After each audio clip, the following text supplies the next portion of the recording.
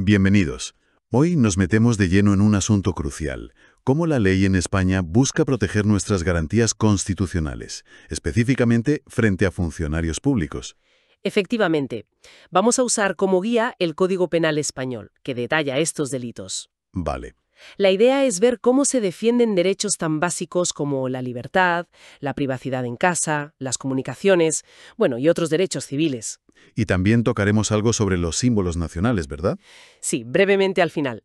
Analizaremos qué caracteriza estos delitos, veremos ejemplos concretos que da la ley y, sobre todo, por qué el funcionario es la figura clave aquí. Claro. ¿Por su posición de autoridad? Justo. Esa posición es la que le da la capacidad, digamos, de cometer estas infracciones específicas. Perfecto, pues vamos al grano. Empezamos por la libertad individual, parece lo más fundamental. Sin duda, el corazón de estos delitos es el abuso de autoridad. Ajá. Hablamos de un funcionario que usa su poder no para lo que debe, sino para limitar la libertad de alguien de forma ilegal, coaccionar. Es la extralimitación, ¿no? Usar mal el poder que se le ha dado. Exactamente eso. Y los ejemplos que menciona el código son, bastante claros. Detenciones ilegales, las que llamamos arbitrarias. Eso es. O mantener a alguien detenido más tiempo del necesario, o sin las garantías que exige la ley.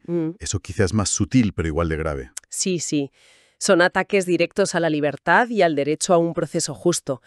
El código menciona también, y esto es muy duro, la tortura y los malos tratos, que son, digamos, la manifestación más brutal de este abuso contra la integridad de la persona. Entiendo. Es interesante ver cómo la ley intenta poner límites muy concretos a ese poder del Estado, porque reconoce que se puede abusar de él. Hay un caso que me ha llamado la atención. Un juez que entrega una causa, o incluso al detenido, a una autoridad que no es competente, militar, administrativa, y que además lo reclama ilegalmente. Sí, ese es un supuesto muy específico y muy grave. Y la pena es mayor si se entrega a la persona, ¿no? Claro, porque se le saca de su juez natural, de quien tiene la competencia legal. Es una garantía básica del proceso. Poner a alguien en manos de quien no tiene jurisdicción es muy serio. Entendido.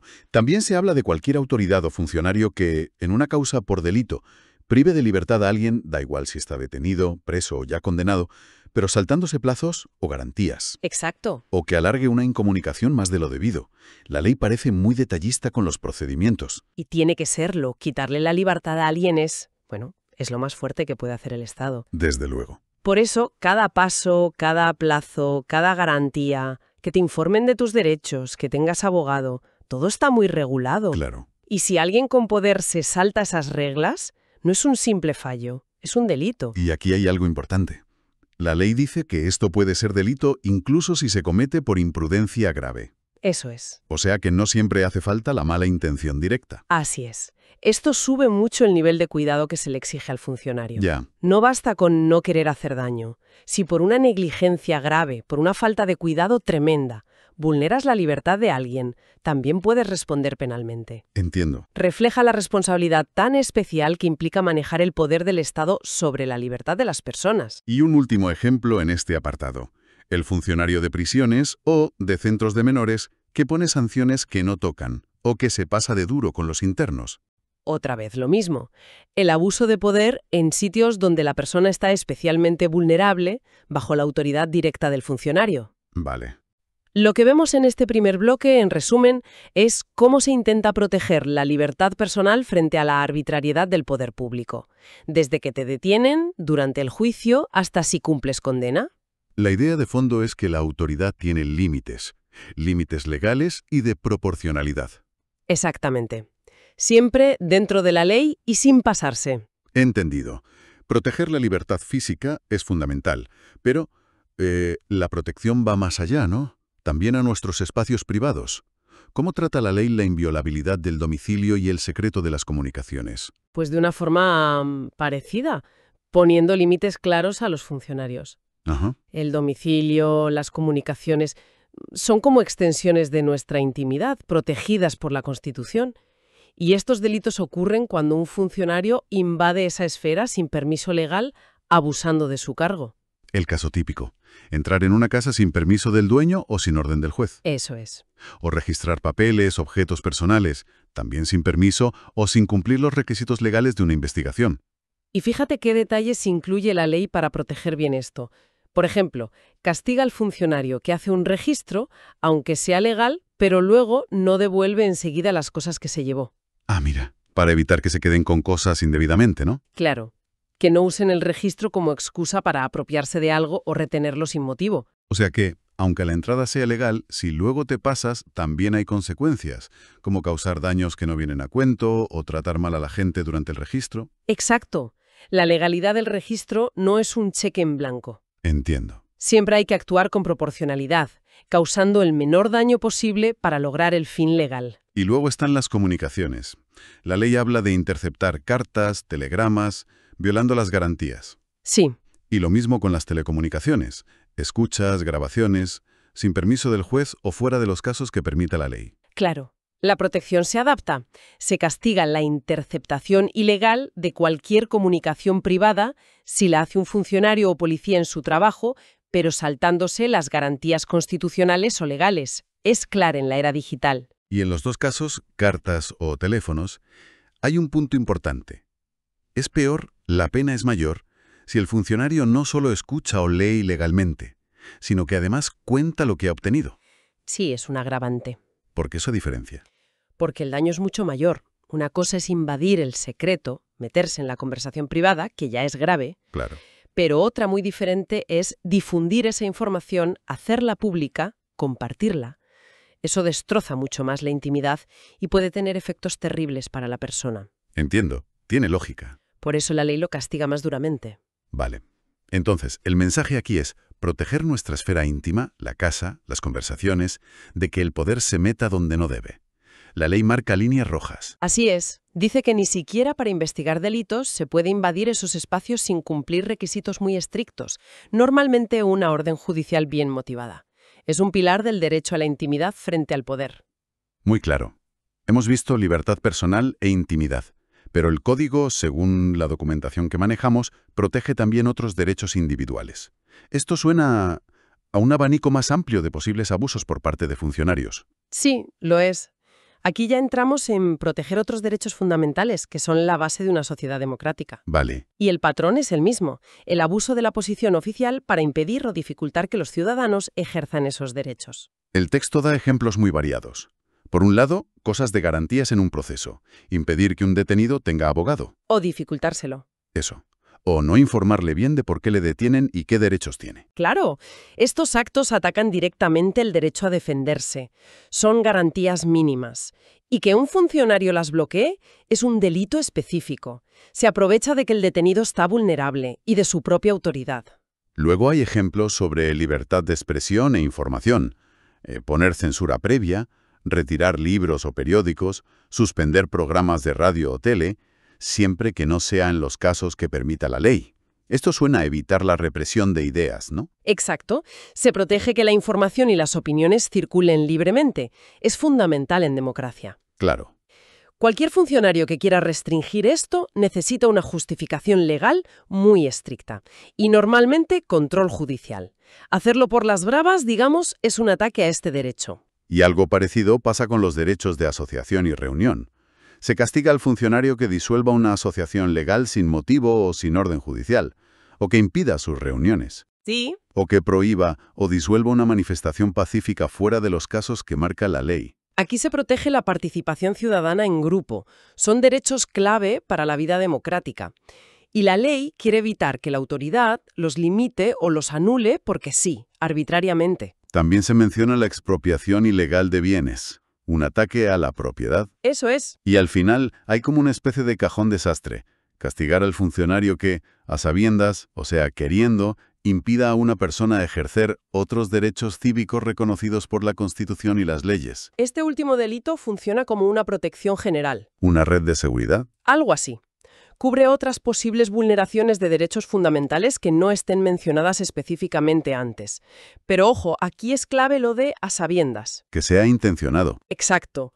Exige que el funcionario actúe con dolo, con la voluntad clara de impedir que la persona ejerza su derecho. Entonces, si intentamos resumir este bloque tan variado, ¿cuál sería la idea principal? Pues la idea es proteger todo el conjunto de derechos y libertades que son la base del Estado de Derecho y de la democracia. Vale.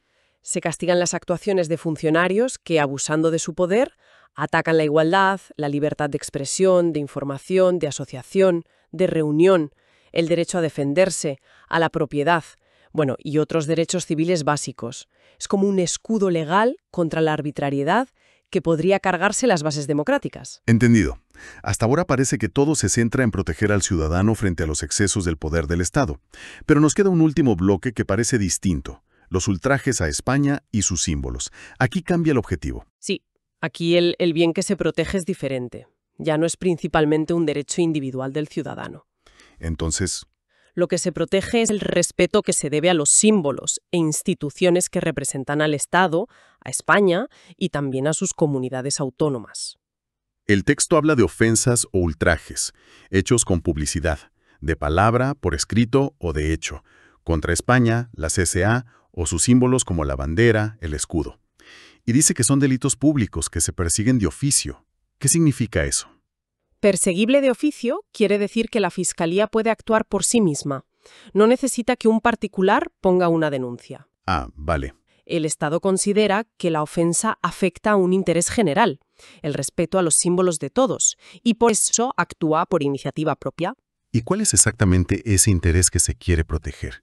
¿La unidad del país, el patriotismo, el orden constitucional? Se considera que se protege la dignidad simbólica del Estado y de las comunidades autónomas, el respeto a las instituciones y símbolos que representan la soberanía, la unidad, la estructura territorial que dice la Constitución. No es tanto proteger un sentimiento particular de alguien. Sino el símbolo en sí. Eso es, la representación simbólica del orden político y legal. Y la clave parece ser que el acto tiene que ser con publicidad. O sea, no se castiga lo que pienses en privado, Correcto. sino el acto público de burla o desprecio grave. Exacto, la publicidad es esencial aquí. Lo que se castiga es hacerlo público, decirlo o hacerlo de forma que trascienda. Eso es lo que se considera que ataca el respeto debido a estos símbolos en la esfera pública. Bien, creo que hemos cubierto los puntos clave de estos delitos tal como los define el Código Penal. Si recapitulamos muy rápido, hemos visto cómo la ley penal trata los abusos de funcionarios contra la libertad individual, Sí, la intimidad, domicilio, comunicaciones, también. otros derechos cívicos fundamentales, expresión, asociación, defensa, Eso es. y por último, cómo protege los símbolos del Estado. Y la conclusión que atraviesa todo esto es potente. La autoridad que tienen los funcionarios no es un cheque en blanco. No. Implica una responsabilidad especial, mayor, de respetar y hacer respetar las garantías constitucionales. Claro. Y si no cumplen con esa responsabilidad, no es solo una falta administrativa, puede ser un delito penal serio, Con consecuencias. con consecuencias penales. Visto así, estos artículos son un mecanismo legal importantísimo para intentar equilibrar el poder enorme que tiene el Estado con los derechos que tenemos los ciudadanos, una pieza clave del Estado de Derecho. Exacto. Es un recordatorio de que el poder público tiene límites que no se pueden cruzar, sobre todo para quienes deberían ser los primeros en cumplir la ley. Entonces, ¿qué nos llevamos de todo esto? Que la Constitución no son solo palabras bonitas.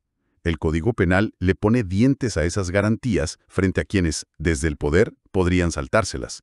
Precisamente, es la traducción de las garantías de la Constitución a normas penales concretas aplicables a los agentes del Estado. Y para ir cerrando, una reflexión que quizás se sale un poco de la ley escrita, pero me parece importante. Vale, tenemos estos delitos en el Código Penal, pero ¿qué más hace falta para que estas protecciones sean de verdad efectivas en el día a día? Esa es la pregunta del millón, ¿verdad? La ley es el marco, es necesaria, pero no basta. Claro. Para que las garantías funcionen de verdad, hacen falta otras cosas. Que en las instituciones haya una cultura de respeto a los derechos, que los funcionarios reciban formación buena y continua sobre esto, Fundamental. que haya controles internos y externos que funcionen bien para pillar y corregir los abusos. Y, por supuesto, que la ciudadanía esté informada, Que conozcamos nuestros derechos, que los conozcamos y estemos dispuestos a defenderlos. transparencia, formación, control y una ciudadanía consciente. Suena exigente, pero necesario para que ese equilibrio entre poder y derechos no sea solo teoría legal, sino algo real. Sin duda, proteger los derechos fundamentales de verdad es un trabajo de todos los días. Va mucho más allá de que haya unos artículos en un código. necesita un compromiso activo de todos.